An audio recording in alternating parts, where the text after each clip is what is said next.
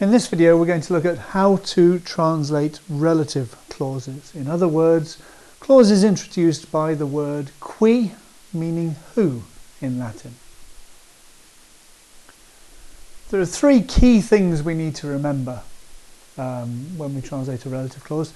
The first of these is it's really helpful, first of all, to show where the relative clause actually is.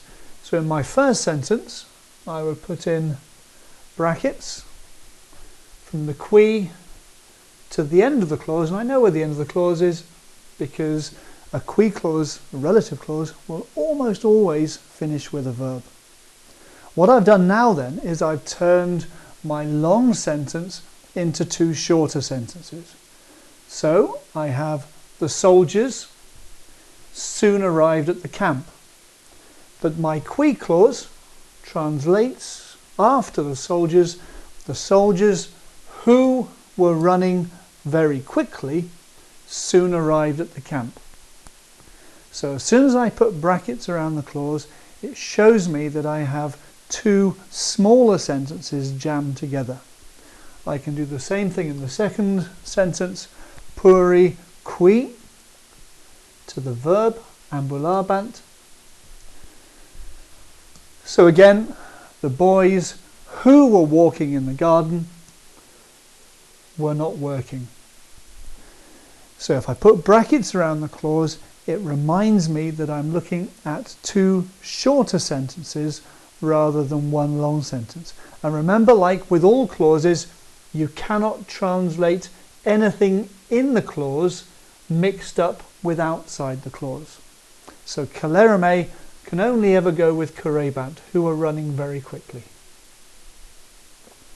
My second rule is that I must translate the relative clause after the word it describes.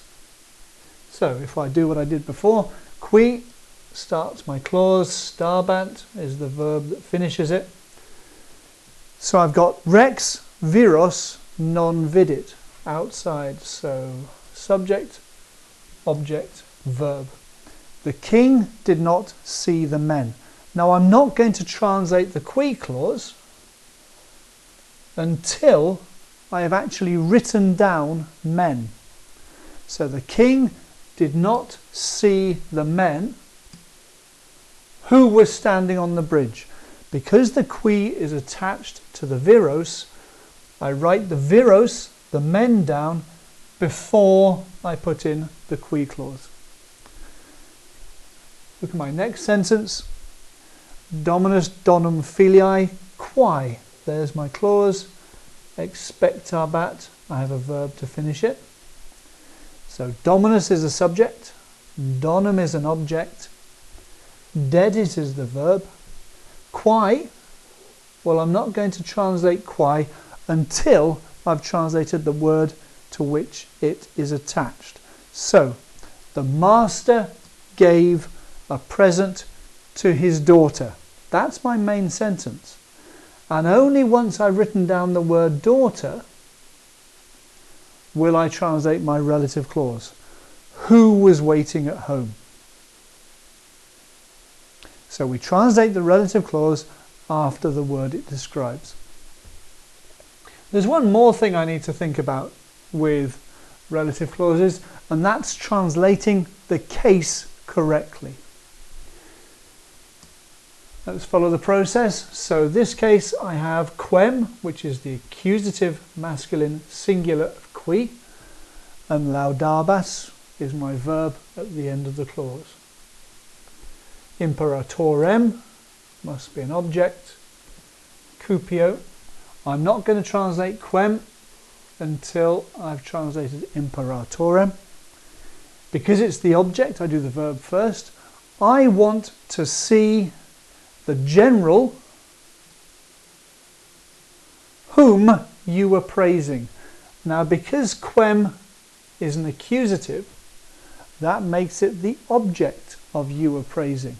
And in English, we actually have this accusative ending, whom.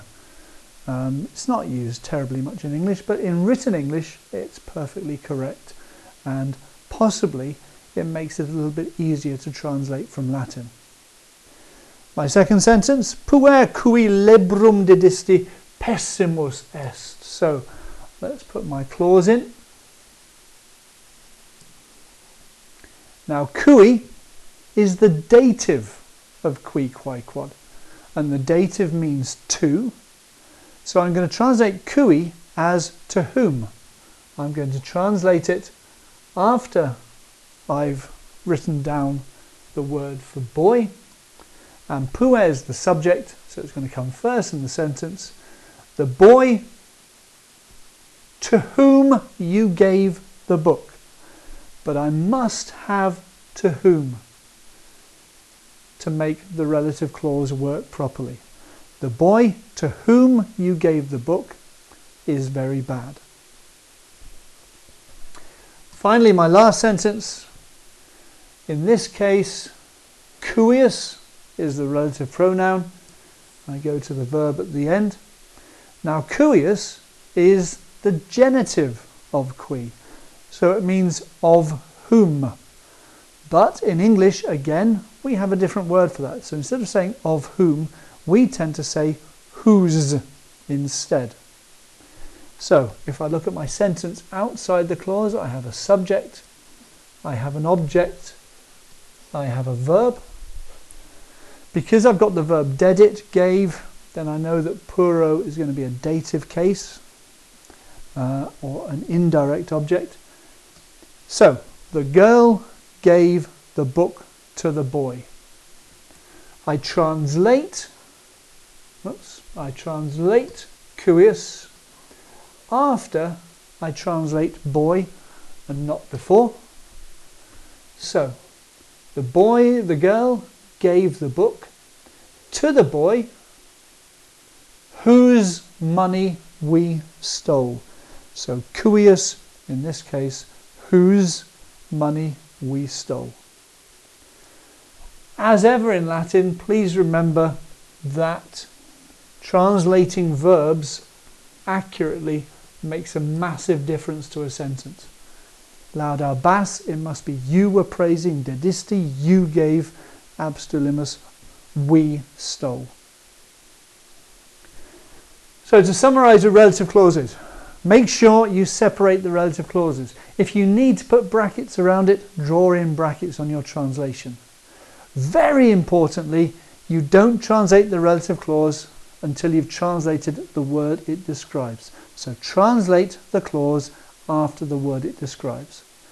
And finally, watch out for the case of the relative pronoun. And as ever, use the endings of your Latin verb to actually help you to make sure you translate the clause.